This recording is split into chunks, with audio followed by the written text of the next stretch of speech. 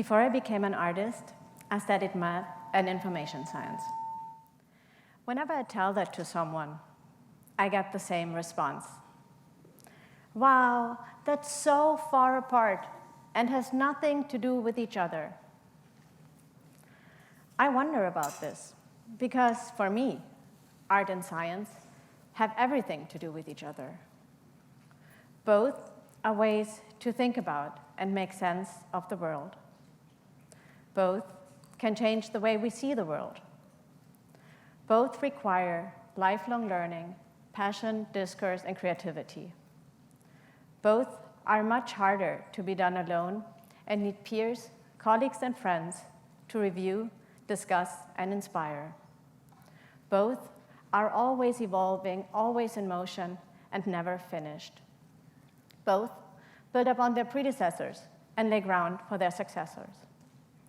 Both follow threads and form connections. Both think beyond what we know. And both need other disciplines and each other for cross-pollination. Science and art are entangled.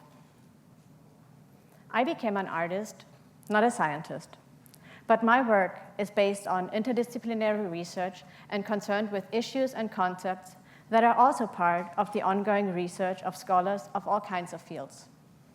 Today, though, I don't want to talk about my work, but rather unpack my artistic practice and untie my process a bit.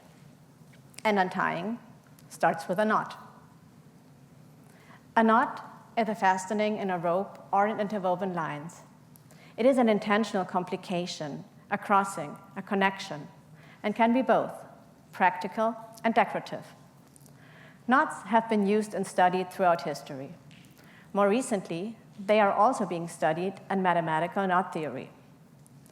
The difference between the knot that you and I tie in our shoelaces and a mathematical knot is that mathematical knots don't have endings. If you imagine joining the ends of any knot, you get a mathematical knot. So mathematical knots are entangled circles in three-dimensional space and don't have ends to untie them. The only way to untie such a knot would be to cut it and break the loop. This image of an entangled circle that is strong, complicated, practical, beautiful, and infinite appeals to me. It makes me think that, in a way, I am like those three-dimensional mathematical knots too. I'm a bit entangled, but I'm whole. Mathematical knots exist in Euclidean space. While Euclidean space can have any number of dimensions, we can only perceive three spatial dimensions: height, width, and depth, which allow us to describe the sizes and locations of things in the world. But life and experience are not three-dimensional, are not just about location and form. Life and experience can only exist in and over time. For us, time is the fourth dimension, and so we exist in four-dimensional space. Many mathematical knots cannot be untied in 3 dimensions, but they can in 4-dimensional space.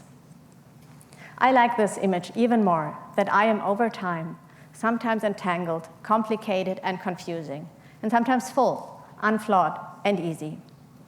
Throughout life, I make experiences, some by choice and some by chance. Some are good and some are not. But as I live through them, they reshape me. Some will leave me entangled, and some will make me whole again. But all of them will, in turn, reshape my future experience. I am not the first person to think of myself as a knot.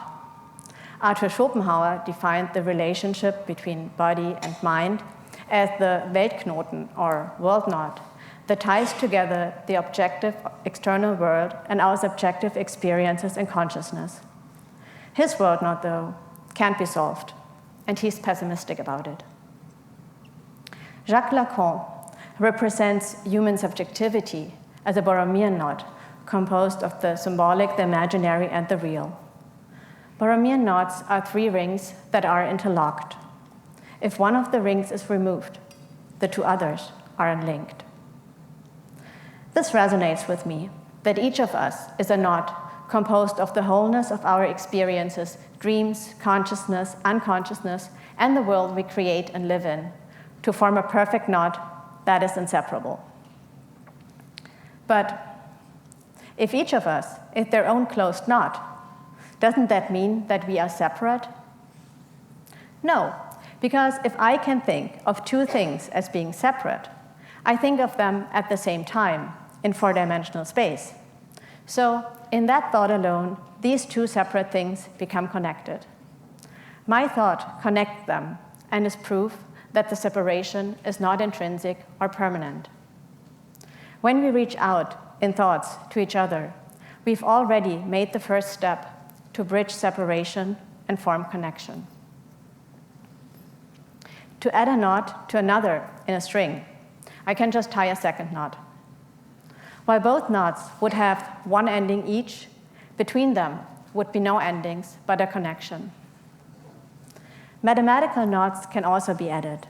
If you cut them and join the pairs of ends, they become a knot sum. The knot that I am and the knot that you are can join and become connected, can even become one knot. You and I become we. And like any knot in four dimensions, we are sometimes entangled, sometimes a smooth loop. If you wrap a loop of string around your hands, you can form designs and patterns. This making of patterns, string figures, can be understood as algorithms, as mathematical operations in the sense that it follows certain elementary operations that are organized into processes and procedures. Cutting tools that separate things are often the historic relics archaeologists find. Made from stone or metal, they fossilize well. But ever since there was a need for separation, there must have been a need for connection. However, strings and rope barely fossilize. They rot and so become part of the cycle of life. The strings may have been composted, but string figure games exist in cultures all over the world, being passed on from one pair of hands to the next. Playing string figures is a collective social practice. It can easily and quickly be learned just through observation and does not require spoken instructions. Making string figures is a sequential action of hands and a string in motion. One person passes their pattern on to the next person. The receiving person transforms it into something new. But this new pattern could not exist without the previous. Each pattern builds upon the patterns that have been passed on and received before. Each pattern is a new transition and negotiation of change of relations, of making and unmaking, of picking up threads and dropping them again. Some patterns repeat. There is no beginning to that string figures could be traced back to.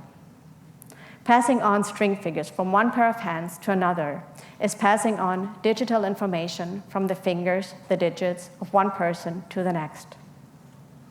Passing on string figures shows us what new wonders hands can create when the fingers work together. Some string figures tell stories, some are a pastime, but all are a collective process of connecting, creating, and transforming, and all require both, thinking and making, untangling and unraveling. Joining the ends of our individual knots, we can become entangled loops in motion that can create new patterns, figures, and stories that we can pass on, and that we could not have formed without the patterns we ourselves have received.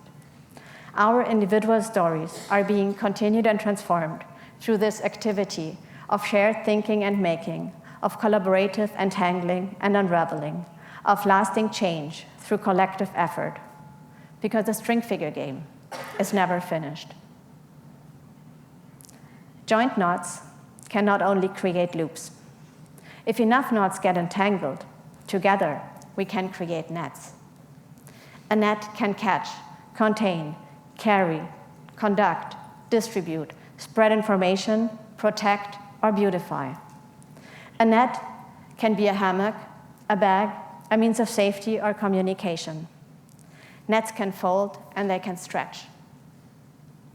In mathematics, network theory is the study of complex interacting systems that are being represented as graphs equipped with extra structure. We live in a time of networks, but we think about networks and nets in terms of their structure and functionality, not in terms of knotting. But what constitutes a net, if not the knot that created? Without each single knot, there would be no net, since a net is nothing but connected knots. There is no way to untangle a knot in a net. The only way to remove a knot is by cutting it out.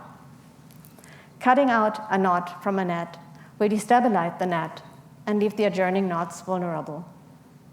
If one knot in our net starts to slip, we need to form a safety knot to prevent it from slipping.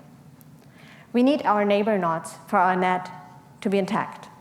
But we also need other knots that are farther apart. As humans, we need each other, but we also need the others, the non-human others, for our net to be strong. One hole torn into the net can lead to a process of sequential unraveling of adjoining knots until the net is undone. An undone net is nothing but loose threads. Life is a complex net in which connections not only span space, but time. I want to give you a short example of that.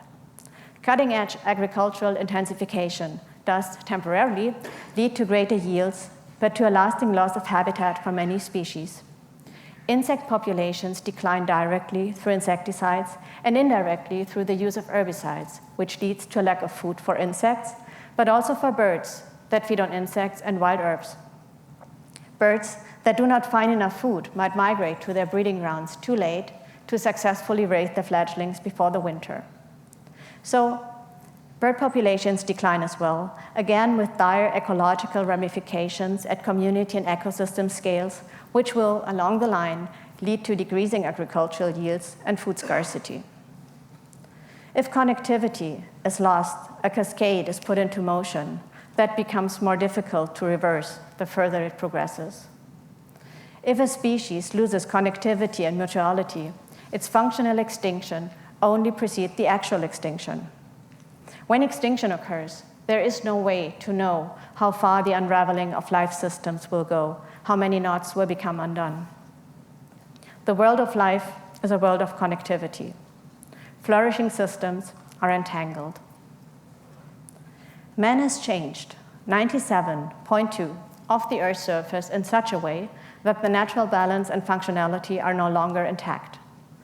But what can be done to stop the net from unraveling? We can pass on stories from hand to hand so that the violence does not go unmarked, so that memories are not lost, so that change can be initiated. We can put our hands around each other, create new knots, continue to weave. Because it matters what stories will make worlds, because these worlds will make stories, because what you make remakes you, because love is entanglement, because one tightened knot tightens the neighbor knot, and tight nets are not so easily torn.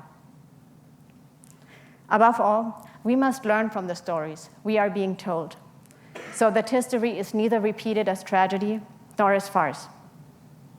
According to one of the stories I have been told, whoever could untie the Gordian knot would become the ruler of Asia.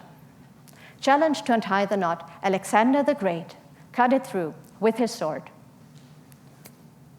I think we have seen quite a few great men solving knots by cutting them with swords. But I hope that we let our swords fossilize and tie our knots stronger and weave nets that can catch us when we fall. Nets so tight to prevent slipping through, so tight they cannot be torn. Because, and I want to end with a quote by ecofeminist Donna Haraway, "The world is a knot in motion." Thank you.